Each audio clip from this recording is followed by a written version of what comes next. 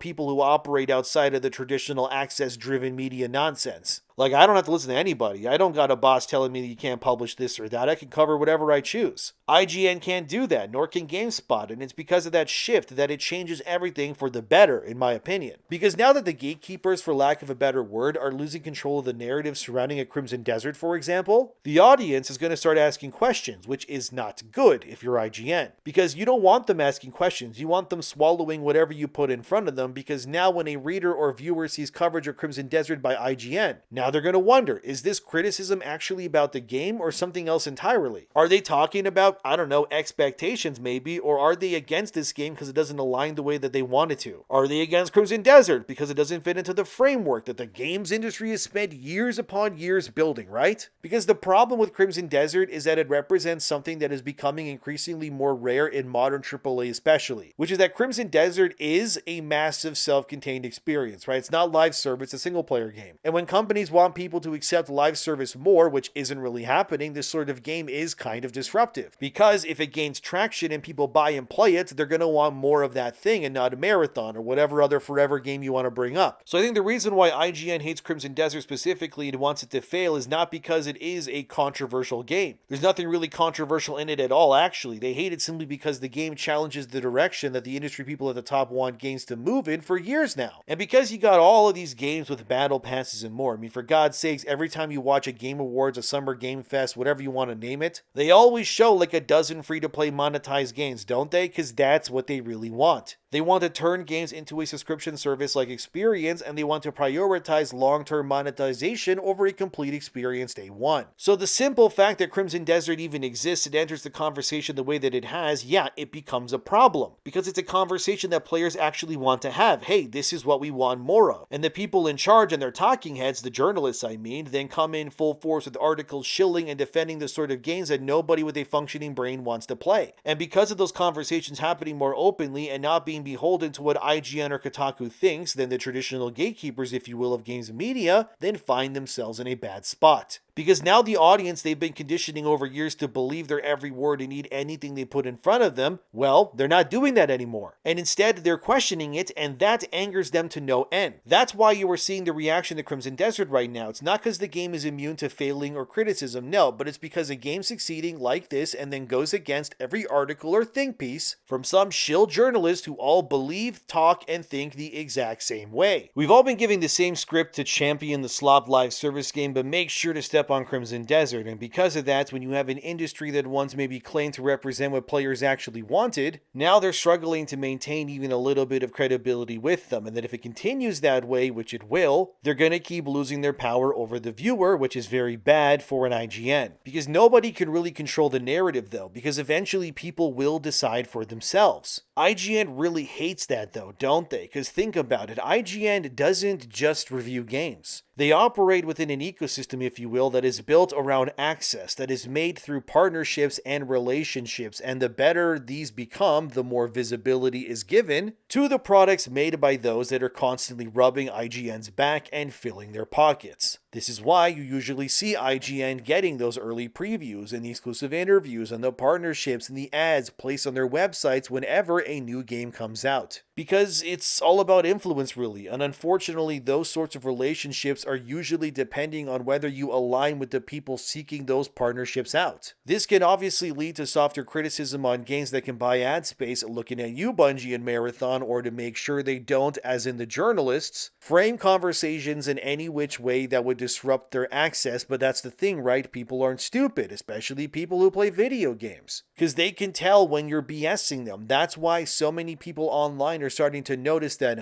why is IGN attacking Crimson Desert so much? Why are they downplaying marathon numbers as well? Why aren't they questioning whether live service games are becoming increasingly obsolete and not what people want? Why are they protecting marathon yet they're so willing to toss out Crimson Desert almost immediately? They hate this game because it doesn't fit their system. Instead, it pushes against what they think is the truth. Again, if that wasn't the case, then Hogwarts Legacy even would have been left alone when it first released. It would have just been like any other game coming out, but no, they attacked it, right? They tried to bury that game, make up excuses as to why they couldn't review it. And none of that worked, by the way, either, and that is where things start to become a problem if you're called IGN. Because journalism at its core anyways is supposed to serve the audience, not the industry or the publishers or your access to the content. But it's become very clear that with IGN anyways, they don't serve the audience like they used to anymore. They're just there to dance for corporations and jump as high as they're told to do so that the money keeps coming. And because that trust has eroded so much, their authority, in my opinion anyways, it means nothing anymore. And that is why what's happening is happening. Crimson Desert was never really meant to succeed in their eyes, yet it has, despite IGN and others' best efforts. And that is a big problem, because it means that their word now doesn't shape narratives or public opinion like it used to. I would tell IGN to stop, and drop the bootlicking act, but at this point, that's kind of all they know. So if you believe that IGN, when it comes to review scores and more, you're just kind of putting yourself in a bad position, honestly. Instead, you should make up your own opinions. Look up more than just one place. Think for yourself and don't let these websites gaslight you. Because if you did, Crimson Desert would be a cyberpunk level disaster apparently, which it definitely isn't. But what do you think? Let me know, subscribe if you'd like to, and see you guys next time.